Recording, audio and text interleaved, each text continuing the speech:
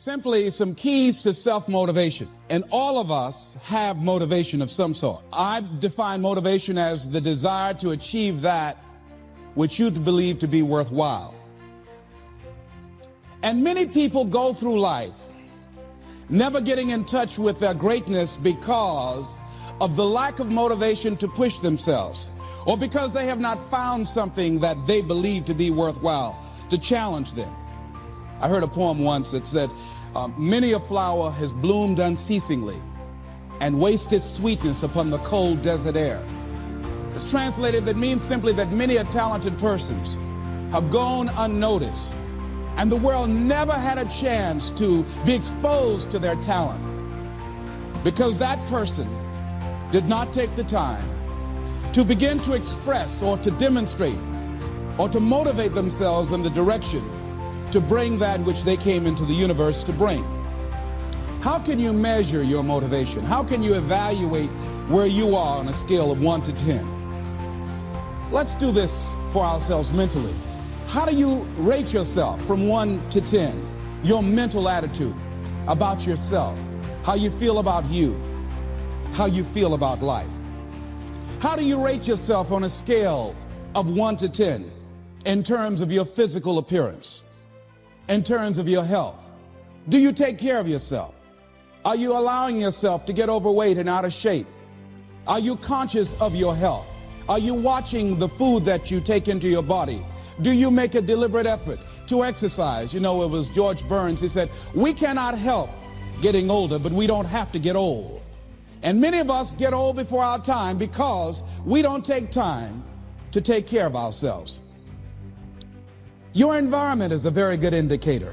On a scale of 1 to 10, is it what you want it to be? Do you find it desirable? Are you satisfied?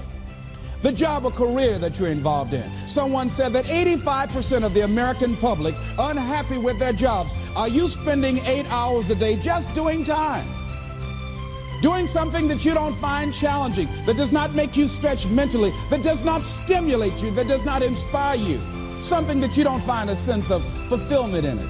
If you're doing that day in and day out, it has to affect how you feel about yourself, your level of motivation. Your relationships. What kind of impact is it having on your life? Is it nourishing or is it a toxic relationship? Does it drain you or does it build you up? Ask yourself that. How motivated are you to do something about it? Your contribution, your actions.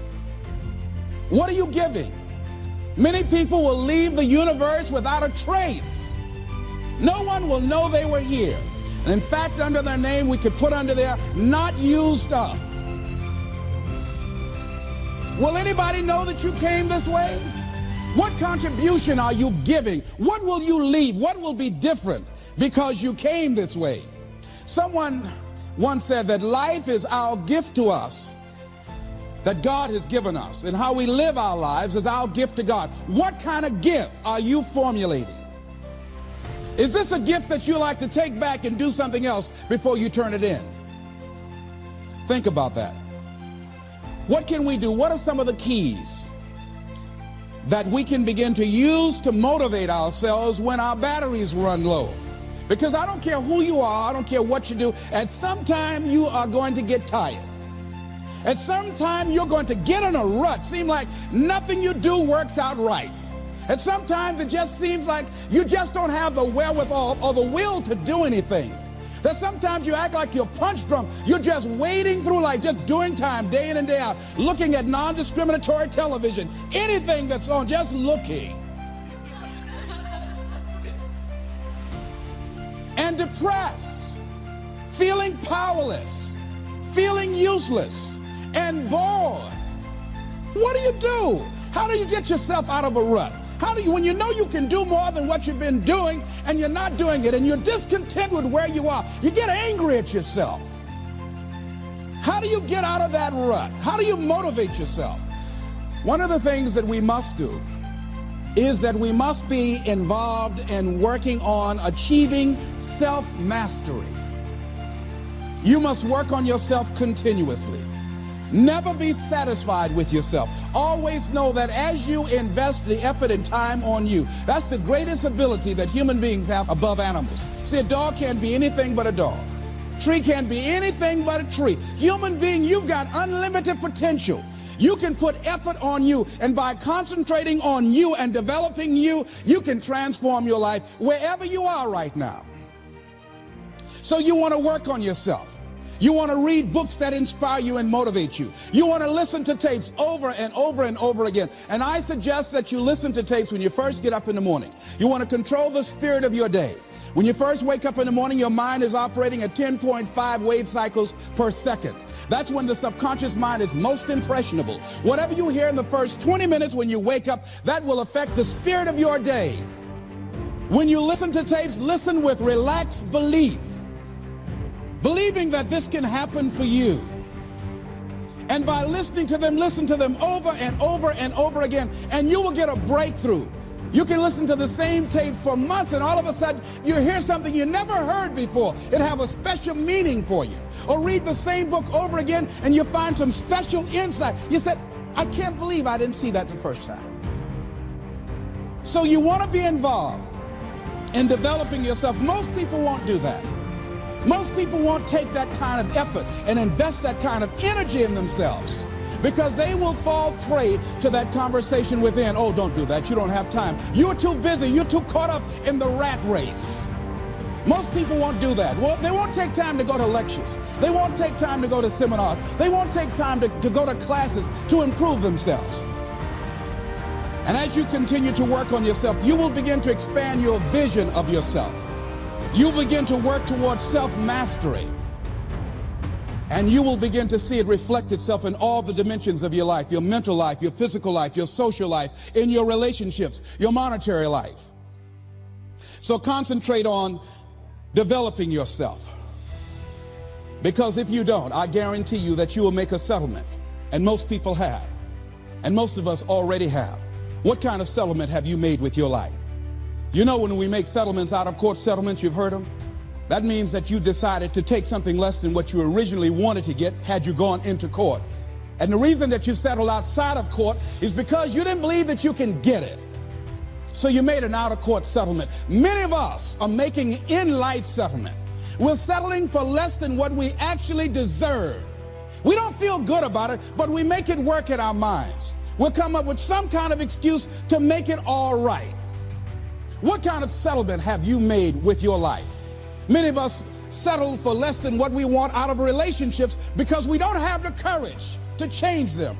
I had a seminar I used to do called Are You Living Together or Dying Together?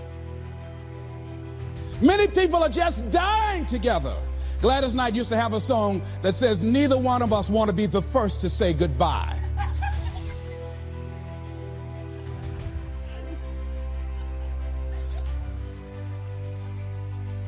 The next thing is, in order to begin to find some keys to self-motivation to drive yourself, in addition to working on yourself, and as you work on yourself, you feel good about yourself, and as you feel better about yourself, you treat yourself differently. Develop a health plan.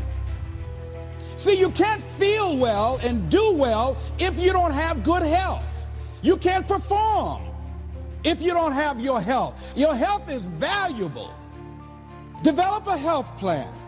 A plan that you will follow, because this is the only vehicle that you have to carry you through this experience called life.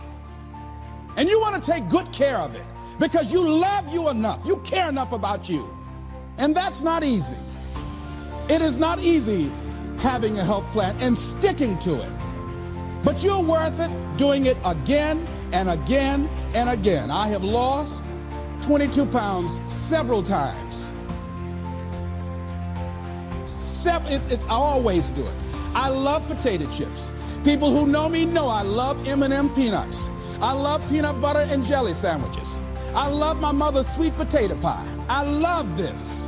It's not always on my health plan, but I put it on there sometimes. I said life is too short to go without sweet potato pie. If I go tonight, I want you to slip a slice of sweet potato pie in my casket. And watch the smile on my face. Next thing is, as you take care of yourself, the next key is keys to motivation, to self-motivation. You want to live life with energy and passion. You want to make a conscious effort to be lively. See, in life, you either saying hello or goodbye. You either on the way or in the way. Leave dead people alone. Some folks just walking around looking sad. How you doing, honey? Stay away from these people. Just go away from them. It affects you.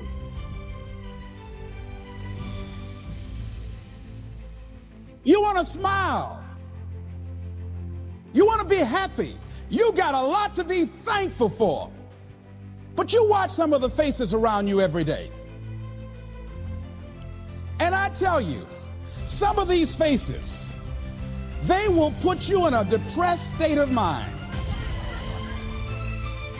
So you want to avoid these kind of faces. When you see them coming, turn your head. Next thing is that you want to monitor your inner conversations. The things that you say to yourself. You want to watch them, and in watching them, you want to take charge. A friend of mine told me this evening, and she did it excellently. She said, I didn't want to come tonight. I was feeling so depressed. And I said, I'm going anyhow.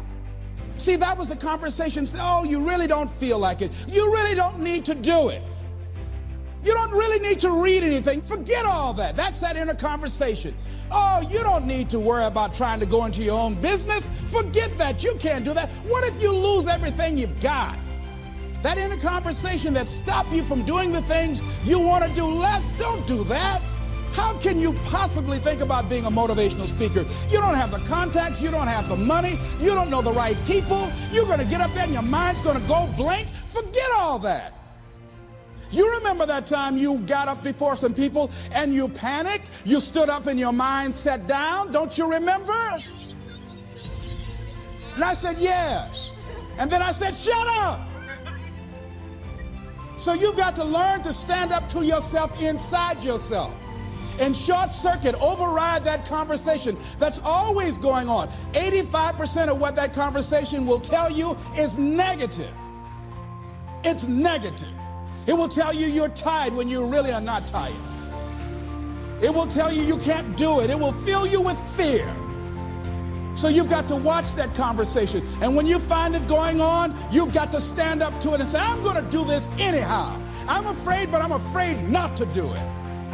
And I'm not going to let you stop. The biggest challenge that you will have in life is you.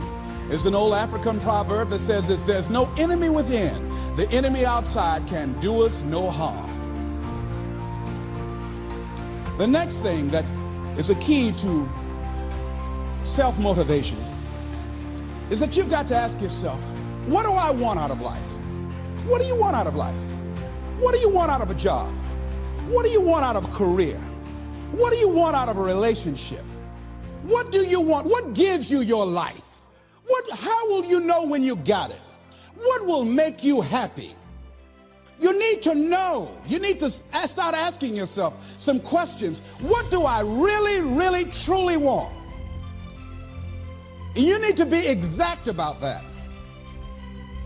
Don't be vague. Oh, I just want to be happy. That's too vague. What will make you happy? How will you know when you got it? Zero in on it. Be exact. Be specific. And as you do that, that will stimulate that superconscious mind or the reticular activating system of your mind that will begin to find those things, to identify with it.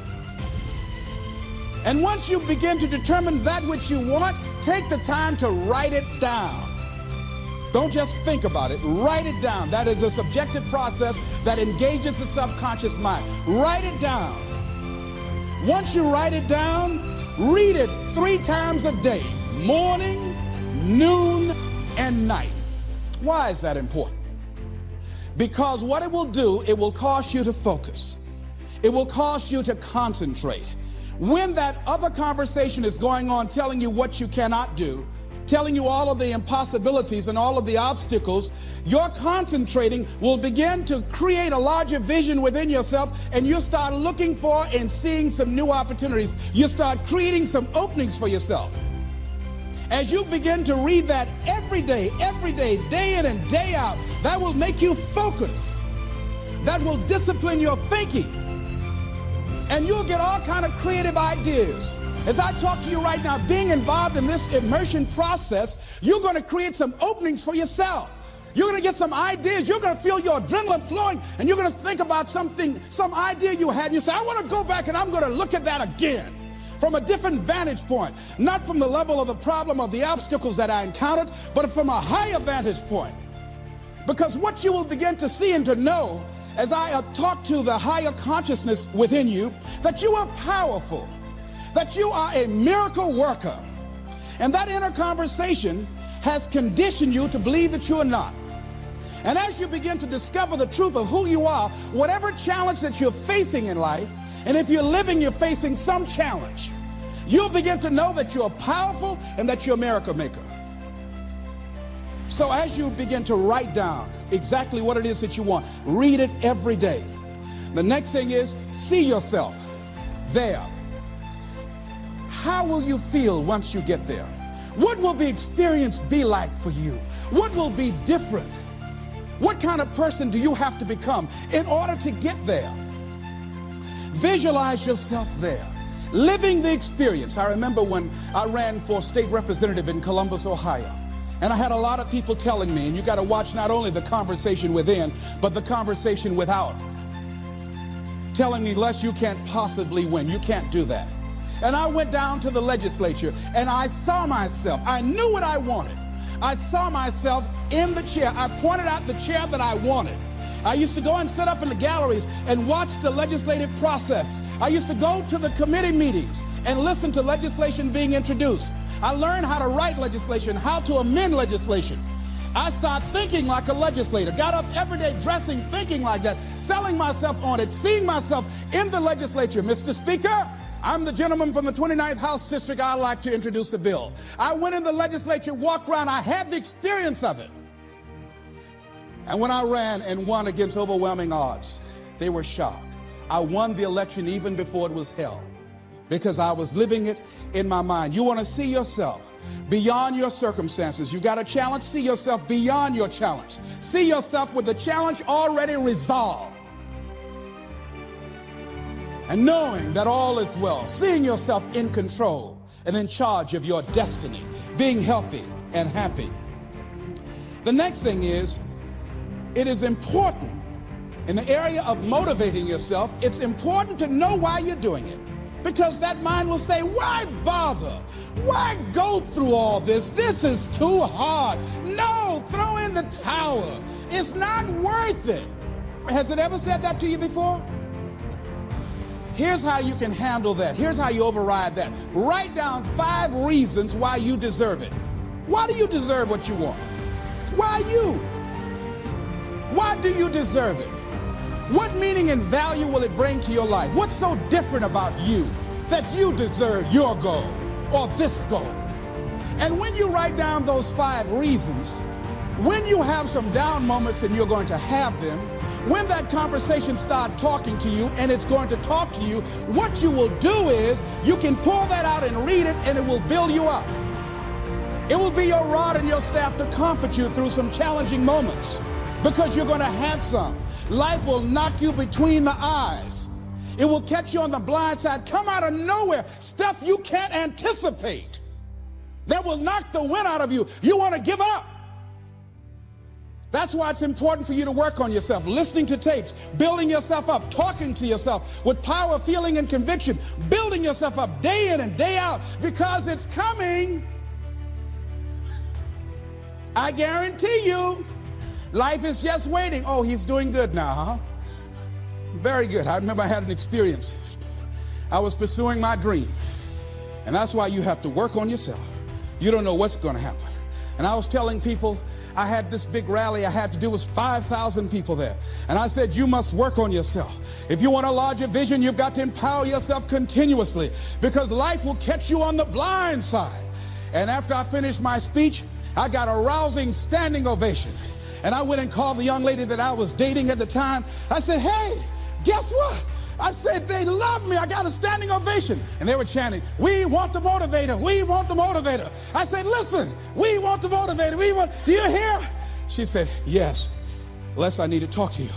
I said, well, wait a minute. You talking about tough. I was getting off. And I'll be home soon. Les, I heard a voice in the background. Hurry up and tell him. Who's that? Les, you've been gone a lot and there's somebody else. What? And they came in. Les, come on, Mr. Motivator. They want you back out there. Wait a minute, hold a minute. What'd you say? I'm sorry, there's someone else. And I heard the voice say, hang the phone up. Clump. I say, wait a minute. They say, hey, Motivator, come on. They want you. Can't you hear them cheering? I say, okay. I say, when you working on a larger vision, I say, you got to really work on yourself because life will catch you on the blind side. Woo! Woo! I say, you better be ready. And you better make sure you want it because it'll make you cry. And somebody said, the Spirit is on him. Thank you, thank you, thank you, thank you. I was talking till they started blinking the lights. They had to come pull me off. And I said, you got to have a larger vision. You make sure, wait a minute, you make sure you work on yourself. They said, come on, Mr. Brown, come on. Yeah. I went back to my hotel room and loneliness and heartbreak was sitting on the bed and said, are you coming in now? Do you have your larger vision now? How's your positive attitude? Say, get on in here. Are you still breathing? Shut up. You want your gold? No, I don't want this gold now. Life will wear you out. You'll be saying, no, I can't, and no, I won't. You try to read and can't see nothing through the tears. I went plundering through the drawers in this hotel trying to find a Gideon Bible, anything, you know. I said, somebody, anybody help me. Yahweh, Yahoo, anybody. Boy, I tell you, that's why you got to work on yourself. Because life will send you some curves you cannot anticipate. The next thing is that whatever you do, you want to develop technical mastery. You want to be the best at what you do. You want to master it. See, part of self-motivation is you've got to find something that gives you a strong sense of competence. Well, you become known for that. You develop a reputation of being good at doing that. You set some high personal standards for yourself. You're not competing with anybody else. You're just unfolding yourself to be the best person that you could be. That you want to give the best quality service that you can give, because that is a statement about who you are. The other thing that's the key to self-motivation is recognize the fact that you're going to get into some slumps. Recognize the fact that you're going to encounter a great deal of failure in life. It goes with the territory. But in the face of that, you want to be relentless. When you want something, you don't expect everybody to say, oh, come on in. Oh, you want this? Oh, great. We want to give this to you. You're such a nice person. You're doing it for your family, aren't you? Great. No, life isn't like that. No, many doors will be closed in your face. Many loans that you will want. And they'll say, no, you don't have enough collateral. You don't have enough credit. And most people will give up. But you've got to decide that I'm going to be fearless. I refuse to be denied. And I'm going to go all out. I'm going to be relentless. I don't care how many no's I encounter. I like something Isaiah Thomas said when he was getting ready for a basketball game. He said, I'm going to either shoot us in or shoot us out, but I'm not going to not do anything. And that's the way to go. You can't make a basket unless you shoot the ball. You can't hit a home run unless you take a swing at it. Most people won't even take a swing. Well, I probably won't make it anyhow. That's the conversation within. They probably won't give it to me anyhow. If you want something, you've got to be relentless. You've got to decide, I deserve this, and I'm going to have it. And you go all out to get it. that drives you. The next thing is that when you want something out of life, you've got to be willing to go into action. Don't wait around for things to be just right. Don't wait for things to be perfect. Don't wait for the ideal situation. It will never be ideal. There will always be a reason. Well, as soon as the children grow up, or as soon as I pay my bills, or as soon as I get my divorce, as soon as I get enough money together, do what you can, where you are with what you have, and never be satisfied. A lot of people never take a chance in life. They don't want to take any chances. They want the situation to be ideal. See, that's not walking by faith. That's walking by sight. If I can see it, I'll do it. No. That's a lot of people saying, if I can see it, I'll believe it. No. If you believe it, you can see it.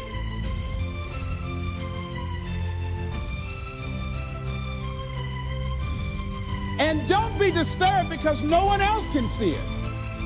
That's not unusual. That is ordinary. But because you want some different kind of results in your life, you've got to be willing to be unreasonable. If you want unreasonable results in your life, you've got to be willing to be unreasonable. Part of being unreasonable, you don't judge according to appearances. Part of being unreasonable, you can see it because you believe it. That's part of being unreasonable. Part of being unreasonable, you're like Paul who said, you must have the faith to call forth those things that be not as though they were. That's part of being unreasonable. Most people won't do that. Most people say, call me when you get it together. Then I'll support you. The other thing is that one of the keys to self-motivation that empowers you is that you want to find a cause larger than yourself. Find something that you can contribute to. Find something that you can make a difference because you can. Part of what feeds your larger vision, part of what gives you a reason for being, part of what gives you your life is being able to give something back. Say, I can't afford to give anything. You can't afford not to give. Give your time. Give your talent. If it's nothing, just to go over there and lick envelopes. I don't know exactly what I'm going to do, but I'm going over there. It's part of my tithing in the universe. Once you develop that special sense of mission, and that's what you develop when you're part of a larger cause than yourself, it drives you. You don't need an alarm clock to get up in the morning. You have special power. You'll go places and folk will like to be around you. They will know there's something different about you. When you go in, they'll say, hey, that's somebody important. I want to know who you are. I just want to be near you. That energy that you have, that consciousness that you will embody will affect everybody around you. The next thing is that you want to create a home court advantage for yourself. You've got to be aware of who you have around you. So you want to be selective. Have friends that will enable you to grow. I have friends that help me to grow spiritually. These are my spiritual friends. I talk spiritual stuff with them. I have some other friends who are just intellectual friends. They make me grow intellectually. They make me stretch. I have some professional friends. I'm a member of the National Speakers Association. I get together with other speakers and we learn from each other and we grow from each other. I have other friends who are just social friends. All we do is just socialize together. We'll look at a basketball game together or go out dancing, but that's all we can do. We don't talk anything serious, nothing spiritual, nothing intellectual. That's not that kind of relationship. Nothing heavy up in here. Have other friends, we walk together. That's all we can do, walk together.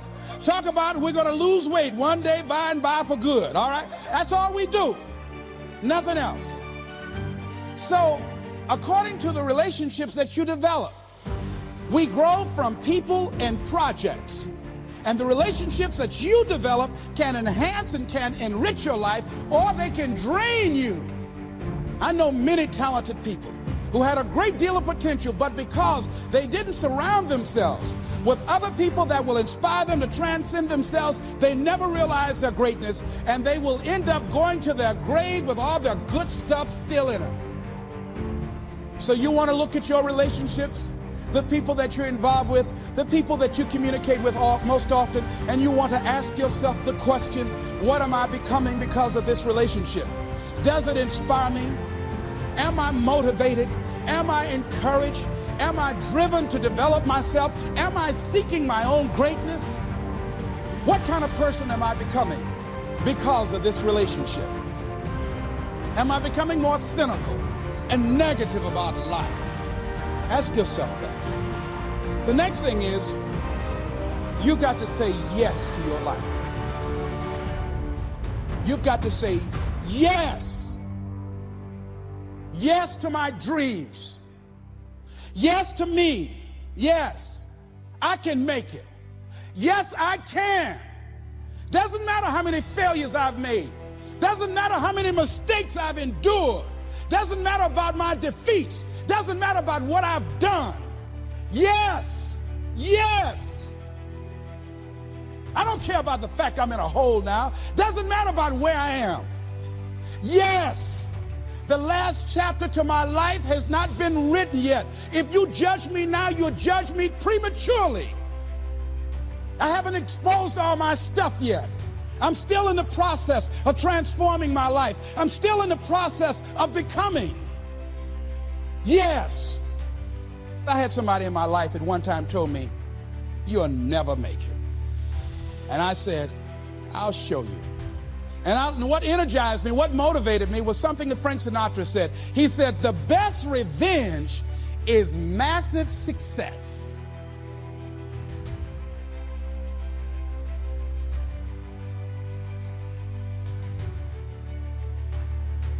I'll show you.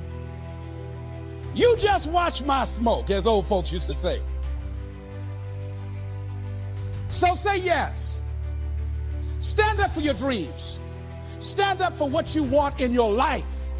Decide that your life is so meaningful to you, that you love you and you love life so much that you're going to stand up for something you want. I used to have a saying when I was on the radio, stand up for what you believe in, because you can fall for anything. So what I say to you this evening, that you are powerful.